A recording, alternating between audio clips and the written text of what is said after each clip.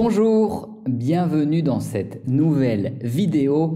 Hoy vamos a hacer un video test en 3 etapas. Primera etapa, voy a leer una historia. Esta historia la voy a leer en francés y abajo va a aparecer los subtítulos en francés y los subtítulos en español.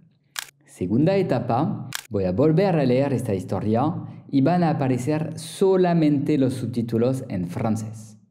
Y etapa número 3, voy a volver otra vez a leer esta historia sin subtítulos. La idea, ¿cuál es?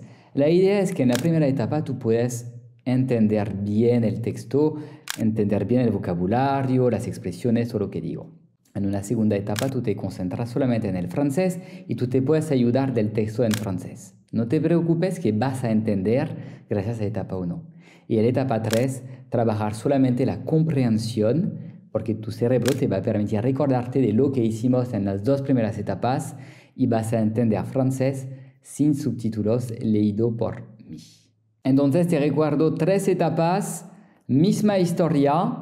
Hay que ser bien pendientes de lo que digo, ayúdate de los subtítulos cuando están y después ayúdate de tu cerebro para recordarte de todo lo que estamos haciendo juntos. Espero que te va a gustar este video. Es la segunda vez que hago este tipo de ejercicios. No dudes en dejarme tu comentario, decirme si es algo que te gusta o lo que te gustaría también. Siempre estoy súper pendiente de los comentarios de mis estudiantes.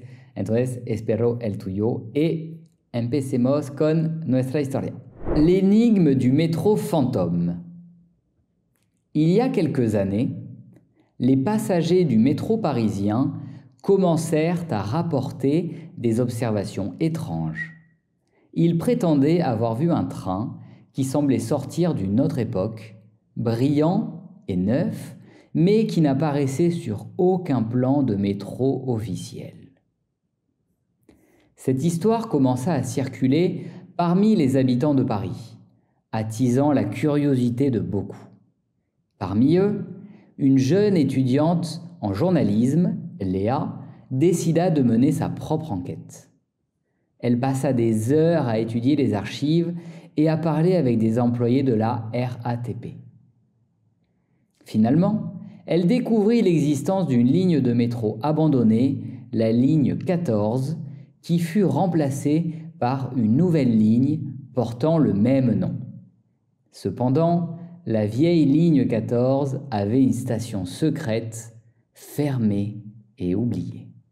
Avec l'aide d'un groupe d'amis, Léa organisa une expédition nocturne pour explorer cette station abandonnée.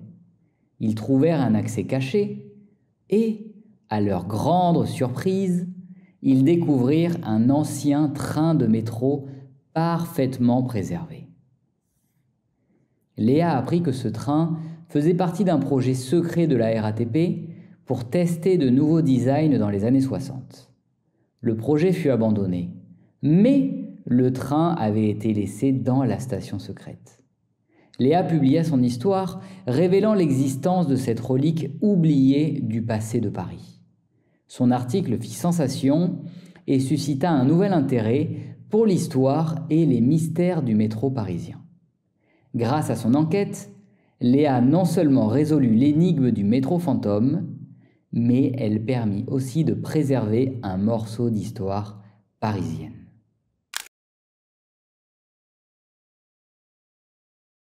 L'énigme du métro fantôme. Il y a quelques années, les passagers du métro parisien commencèrent à rapporter des observations étranges. Ils prétendaient avoir vu un train qui semblait sortir d'une autre époque, brillant et neuf, mais qui n'apparaissait sur aucun plan de métro officiel. Cette histoire commença à circuler parmi les habitants de Paris, attisant la curiosité de beaucoup. Parmi eux, une jeune étudiante en journalisme, Léa, décida de mener sa propre enquête. Elle passa des heures à étudier les archives et à parler avec des employés de la RATP. Finalement, elle découvrit l'existence d'une ligne de métro abandonnée, la ligne 14, qui fut remplacée par une nouvelle ligne portant le même nom. Cependant, la vieille ligne 14 avait une station secrète, fermée et oubliée. Avec l'aide d'un groupe d'amis, Léa organisa une expédition nocturne pour explorer cette station abandonnée.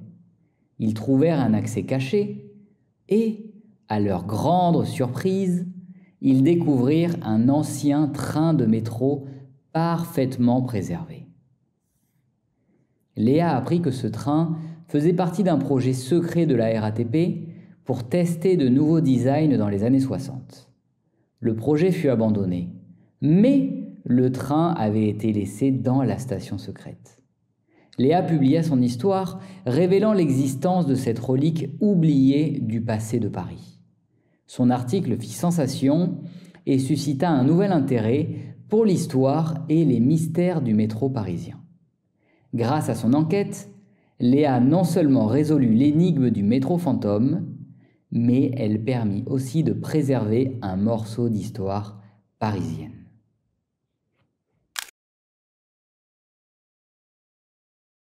L'énigme du métro fantôme. Il y a quelques années, les passagers du métro parisien commencèrent à rapporter des observations étranges. Ils prétendaient avoir vu un train qui semblait sortir d'une autre époque, brillant et neuf, mais qui n'apparaissait sur aucun plan de métro officiel. Cette histoire commença à circuler parmi les habitants de Paris, attisant la curiosité de beaucoup. Parmi eux, une jeune étudiante en journalisme, Léa, décida de mener sa propre enquête. Elle passa des heures à étudier les archives et à parler avec des employés de la RATP. Finalement, elle découvrit l'existence d'une ligne de métro abandonnée, la ligne 14, qui fut remplacée par une nouvelle ligne portant le même nom. Cependant, la vieille ligne 14 avait une station secrète, fermée et oubliée. Avec l'aide d'un groupe d'amis, Léa organisa une expédition nocturne pour explorer cette station abandonnée. Ils trouvèrent un accès caché et, à leur grande surprise, ils découvrirent un ancien train de métro parfaitement préservé. Léa apprit que ce train faisait partie d'un projet secret de la RATP pour tester de nouveaux designs dans les années 60. Le projet fut abandonné, mais le train avait été laissé dans la station secrète. Léa publia son histoire, révélant l'existence de cette relique oubliée du passé de Paris. Son article fit sensation et suscita un nouvel intérêt pour l'histoire et les mystères du métro parisien. Grâce à son enquête, Léa non seulement résolut l'énigme du métro fantôme, mais elle permit aussi de préserver un morceau d'histoire parisienne. Bueno, espero que te haya gustado este video. Estas 3 etapas te ayudaron a aprender, mejorar, perfeccionar tu nivel de francés. No olvides dejarme tu comentario para contarme un poquito tu experiencia y no olvides que si quieres aprender, mejorar tu francés conmigo, estoy seguro que tengo un curso que te podría ayudar. Puedes mirar mi sitio internet francesconolivier.com. A bientôt et merci.